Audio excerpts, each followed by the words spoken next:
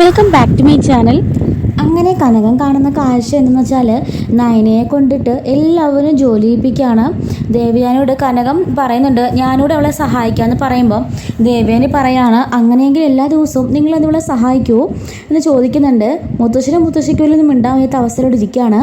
കനകം ദയനീയാവസ്ഥയിൽ അവരെ നോക്കുന്നുണ്ട്. അപ്പോൾ അവർക്കൊന്നും ചെയ്യാൻ പറ്റാത്തതുകൊണ്ട് തന്നെ മുത്തശ്ശൻ ആകപ്പാടെ വിഷമിച്ച് നിൽക്കുകയാണ്. ഇത് കാണുമ്പം ആദർശന് ടെൻഷനാവുന്നുണ്ട് കേട്ടോ. മുത്തശ്ശൻ എങ്ങാനും വിഷമാവുമെന്ന് പേടിച്ചിട്ട് ആദർശന് ടെൻഷൻ അടിച്ചിരിക്കുകയാണ്. അങ്ങനെ ആദർശ് ഓർക്കുകയാണ് ഈശ്വര ഞാൻ എന്തൊരു പാപമാണ് ചെയ്യുന്നത്. അമ്മയെക്കുറിച്ച് അന്ന് നയനെ പറഞ്ഞത് ശരി തന്നെയാണ്. ഇതിന് പിന്നിൽ എന്തോ കള്ളത്തിനുണ്ടെന്ന് നമ്മൾ പറഞ്ഞല്ലോ, അത് സത്യമാണ്. ലക്ഷ്മി ചേച്ചിയെ പറഞ്ഞു വിട്ടിട്ട് നയനെ കൊണ്ട് ഈ വീട്ടിലെ സർവത്ര ജോലി അമ്മ ചെയ്യിക്കുകയാണല്ലോ. എൻ്റെ കൂടെ രാത്രി മുഴുവൻ ഉറക്കം പോലും ഇല്ലാതെ ഇപ്പോൾ കറങ്ങിയിട്ട് വന്നതേ ഉള്ളൂ. വന്ന് കുളിച്ച് കഴിഞ്ഞിട്ട് ഇത്രയും പേർക്ക് ഇത്രയും ഫുഡ് ഉണ്ടാക്കണമെങ്കിൽ എന്തുമാത്രം പാടായിരിക്കും എന്നൊക്കെ ഇങ്ങനെ ആദർശം ആലോചിക്കുന്നുണ്ട് കേട്ടോ. നയനെ കൊണ്ട് തന്നെ അടുക്കളയിലെ മുഴുവൻ ജോലി ദേവേനെ എടുപ്പിക്കുന്നുണ്ട്. അപ്പോൾ ഇതിൻ്റെ ഫസ്റ്റ് പാർട്ട് എന്താണെന്നുള്ളത് നമ്മുടെ ചാനലിൽ ഓൾറെഡി അപ്ലോഡ് ചെയ്തിട്ടുണ്ട്. കാണത്തുള്ളൂ കാണട്ടോ. അങ്ങനെ കനക അവിടെ ഇങ്ങനെ കരഞ്ഞുകൊണ്ട് നിൽക്കണം. കനയുടെ കണ്ണിൽ ഇങ്ങനെ വെള്ളം വരുന്നുണ്ട്. എല്ലാവരും ആഹാരമൊക്കെ കഴിച്ചിട്ട് കയറി പോകുമ്പോഴേക്കും നയന അവളുടെ മുറിയിലേക്ക് പോകുന്നുണ്ട്. അങ്ങനെ കനകം അവളുടെ മുറിയിലേക്ക് ഇങ്ങനെ ചെല്ലുകയാണ് കേട്ടോ. അപ്പോഴേക്കും ആദർശ് ഇങ്ങനെ വെളിയിൽ കനകയെ കണ്ട് പെട്ടെന്ന് അങ്ങോട്ട് മാറി നിൽക്കണം വെളിയിലോട്ട്. കനകം അവളുടെ കയ്യിൽ പിടിച്ചിട്ട് പറയുകയാണ് എൻ്റെ പൊന്നു മോളെ എൻ്റെ ഈ അമ്മയോട് ക്ഷമിക്കുകയെന്ന് പറയുമ്പം എന്താ അമ്മ എന്താ കാരണം ചോദിക്കുമ്പോൾ അല്ല എൻ്റെ മോളെ ഈ ഒരു ജയിലിലേക്ക് തള്ളിയിട്ടത് ഈ അമ്മയാണല്ലോ. അപ്പോൾ ഈ അമ്മയെ തന്നെ വേണം അടിക്കാനെന്നൊക്കെ പറയാണ്. അമ്മ അങ്ങനൊന്നുമില്ല അമ്മയൊന്നത് വിഷമിക്കണ്ടെന്ന് പറയുമ്പം കനകം ആ കൈ പിടിച്ചിട്ട് പറയുന്നുണ്ട് മോളെ ഈ എത്രയെത്ര ഈശ്വര വിഗ്രഹം ഉണ്ടാക്കി കൈയായത് പുണ്യം ചെയ്ത കൈയായത് ആ കൈ കൊണ്ടാണല്ലോ ഓർത്ത് റിച്ചർ പ്ലേറ്റ് എടുപ്പിക്കുകയും പാത്രം കഴിപ്പിക്കുകയൊക്കെ ചെയ്യുന്നത്, ഇത്രയും ജോലി ചെയ്യിപ്പിക്കുന്നത് എന്തുമാത്രം അനുഗ്രഹമുള്ള കൈയായിരുന്നൊക്കെ പറഞ്ഞിട്ട് ആ കയ്യിൽ ഇങ്ങനെ ഉമ്മ വെക്കുന്നുണ്ട് കനകം.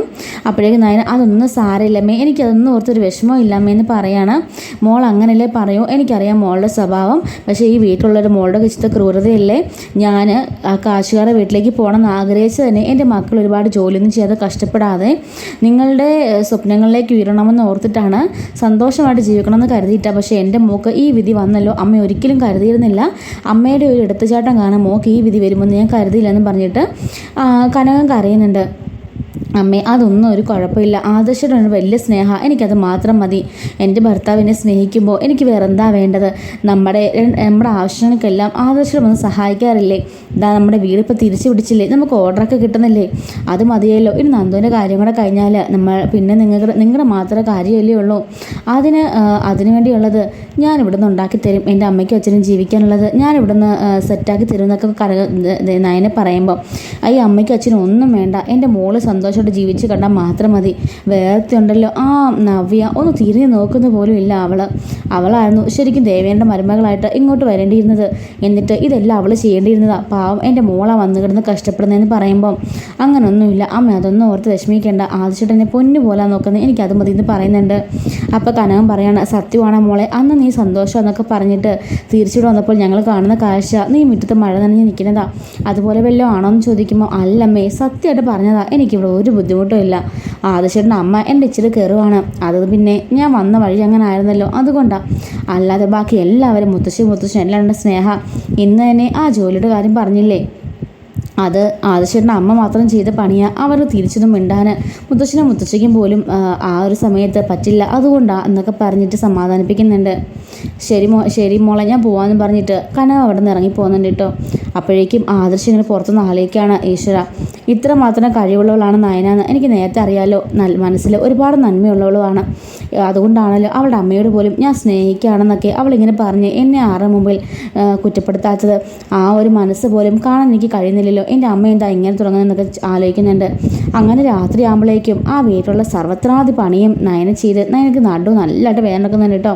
പകൽ സമയത്ത് ഇതുപോലെ നവ്യ അവിടെ ഇങ്ങനെ ഹാളിലിരുന്നുണ്ട് ചുമ്മാ അങ്ങനെ ഇരിക്കുകയാണ്. അപ്പോഴേക്കും കനകം വന്നിട്ട് പറയാണ് ഇതൊന്ന് തുടച്ച് ഈ ഹാളൊക്കെ തുടച്ചെന്ന് പറയുമ്പോൾ ഞാനോ അതിനൊക്കെ ഇവിടെ നയനയുണ്ടെന്ന് പറയുമ്പം കനകം നവീനെ അടിക്കാൻ ചെല്ലുകയാണ്. നയനെ ആരടി, നിൻ്റെയൊക്കെ വേലക്കാരിയോ മര്യാദക്ക് ചെയ്യടിയെന്ന് പറഞ്ഞിട്ട് നവീനെ അടിക്കുന്നുണ്ട്. അപ്പോഴേക്കും നവ്യ ആ മോപ്പൊക്കെ എടുത്ത് തറ തുടക്കുകയാണ്. അപ്പോഴേക്കും അങ്ങോട്ടൊക്കെ നയന വന്നിട്ട് പറയുന്നു അമ്മ ഇതൊക്കെ ഞാൻ ചെയ്തരാന്ന് പറയുമ്പം മതി നീ ചെയ്ത് നീ ഇപ്പം നിന്നെ നടു ഓടിക്കാറായില്ലേ, ഇനി ഇവളും കുറച്ച് ചെയ്യട്ടെ, ഇവളോടൊന്ന് ചുമ്മാ കസരല്ലേ കാലുമേ കാലും വെച്ചിരിക്കല്ലേ ചോദിക്കുമ്പം നവ്യ പറയാണ്, അമ്മേ അത് ഞാൻ ഗർഭിണിയായിട്ടല്ലേ, അല്ലെങ്കിൽ ഞാൻ അവളുടെ കൂടെ എല്ലാ ജോലിയും ചെയ്തേനെ.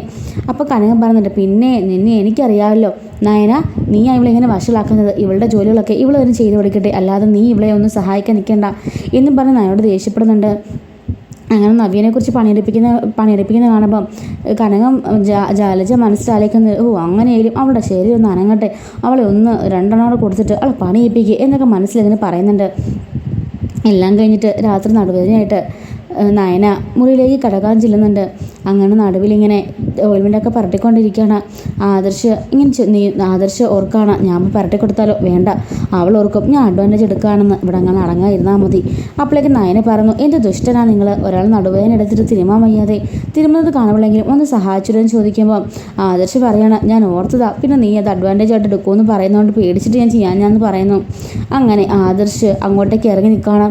എന്നിട്ട് ആ ഓയിൽമെൻറ്റ് മേടിച്ച് തേക്കാനിറങ്ങുമ്പം ആദർശിന് എന്തോ ചമ്മൽ പോലെ, എന്താ ആദർശേട്ടാ തേക്കെന്ന് പറയുമ്പോഴേക്കും ആദർശമായി ഇങ്ങനെ മടിച്ചിങ്ങനെ നിൽക്കുകയാണ്. അപ്പോഴേക്കും അവൻ്റെ കൈ പിടിച്ച് ഇടുപ്പിലേക്ക് വെക്കുന്നുണ്ട്. പെട്ടെന്ന് ആദർശ് ഒരു സെക്കൻഡ് കറണ്ട് അടിച്ച പോലെ അങ്ങ് ഷോക്കായിട്ട് നിൽക്കാൻ കേട്ടോ. ആദർശേട്ടാ എന്ന് പറയുമ്പോഴേക്കും ആദർശ് അവളുടെ ഇടുപ്പിൽ ഇങ്ങനെ പിടിച്ച് അമുക്കുന്നുണ്ട്. പെട്ടെന്ന് നയനയും അവനിങ്ങനെ ഫീലിങ്സിനോട് നോക്കുന്നുണ്ട്. അങ്ങനെ പരസ്പരം രണ്ടുപേരും ഒരു മിനിറ്റ് ഇങ്ങനെ കണ്ണിൽ ഇങ്ങനെ ഫീലിങ്സോട് നോക്കി നിൽക്കാൻ കേട്ടോ. അപ്പോഴേക്കും ആദർശപ്പെടുന്ന അവളുടെ ഇടുപ്പിൽ കൈയെടുത്തിട്ട് അയ്യോ ഞാനങ്ങും ഇല്ലയെന്ന് പറഞ്ഞിട്ട് കട്ടിലേക്ക് കയറി ഇരിക്കുകയാണ്. അപ്പോഴേക്കും നയന ഇങ്ങനെ ചിരിക്കുന്നുണ്ട്. എന്ത് പറ്റി ആദർശേട്ടാന്ന് ചോദിക്കുമ്പോൾ ഒന്നുമില്ലാന്ന് പറഞ്ഞിട്ട് നീ തന്നെ തിരുമ്മിയാൽ മതി എന്ന് പറയുന്നുണ്ട്. അങ്ങനെ നയന തന്നെ ഓയിൽമെൻ്റ് എടുത്ത് തിരുമുന്നുണ്ട് കേട്ടോ. അങ്ങനെ രാത്രി അവൾ കിടന്നുറങ്ങാണ്. ആദർശ് രാത്രി എഴുന്നേറ്റ് നോക്കുമ്പോഴേക്കും നയന വേദന കൊണ്ട് അങ്ങോട്ടും ഇങ്ങോട്ടും തിരിഞ്ഞ് പൊളയൊക്കെ ചെയ്യുന്നുണ്ട്. അങ്ങനെ നടുവിലുള്ള കൈവച്ച് ഈശ്വര എന്നൊക്കെ പറഞ്ഞിട്ട് അങ്ങോട്ടും ഇങ്ങോട്ടൊക്കെ തിരിഞ്ഞു കിടക്കുകയാണ്. അപ്പോഴേക്കും ആദർശിനൊരു കാര്യം മനസ്സിലാവുന്നുണ്ട്. നയനയ്ക്ക് നടുവിന് നല്ല വേദനയാണെന്നുള്ള കാര്യം അവൻ മനസ്സിലാക്കുന്നുണ്ട് കേട്ടോ.